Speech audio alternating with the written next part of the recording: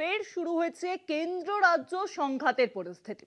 চলতি অর্থ বছরে পশ্চিমবঙ্গ সরকার পঞ্চায়েতের উন্নয়নের জন্য কমিশনের বরাদ্দ টাকা পাবে না।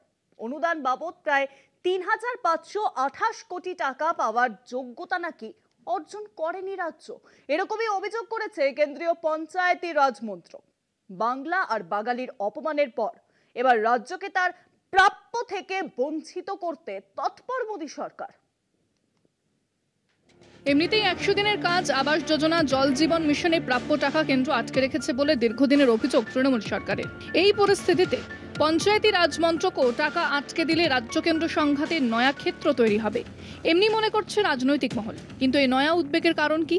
চলতি অর্থ বছরে পশ্চিমবঙ্গ সরকার পঞ্চায়েতের উন্নয়নের জন্য অর্থ কমিশনে বরাদ্দ করা অনুদান পাবে না। কেন্দ্রীয় পঞ্চায়েতি রাজ মন্ত্রকের অভিযোগ, রাজ্যের অর্থ কমিশন তৈরির ক্ষেত্রে যে যোগ্যতার মাপকাঠি রয়েছে তা মানেনি রাজ্যের তৃণমূল সরকার। রাজ্য অর্থ কমিশনের রিপোর্টের ভিত্তিতে কি পদক্ষেপ নেওয়া হয়েছে তার রিপোর্ট বিধানসভায় পেশের ক্ষেত্রে কোনো শর্ত মানেনি।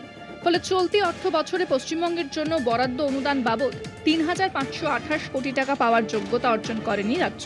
কেন্দ্রীয় পঞ্চায়েতি রাজমন্ত্রী রাজীব রঞ্জন সিং লোকসভায় এক প্রশ্নের উত্তরে জানিয়েছেন, চতুর্দশ অর্থ কমিশনের সুপারিশ অনুযায়ী 2015-16 সাল থেকে 2019-20 সাল পর্যন্ত পশ্চিমবঙ্গ 14,191 কোটি টাকা পেয়েছে।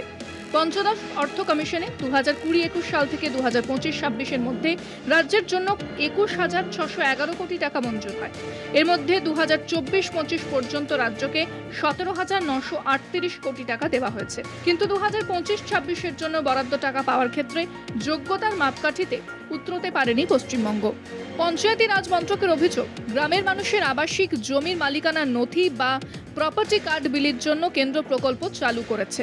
রাজ্য সরকার এর রূপায়ণের জন্য মৌ স্বাক্ষর করেনি। এখানেই বেঁধেছে বিপত্তি। ফের কেন্দ্রের রোষানলে পড়েছে বাংলা। শুরু হয়েছে বিতর্ক। কলকাতা টিভি।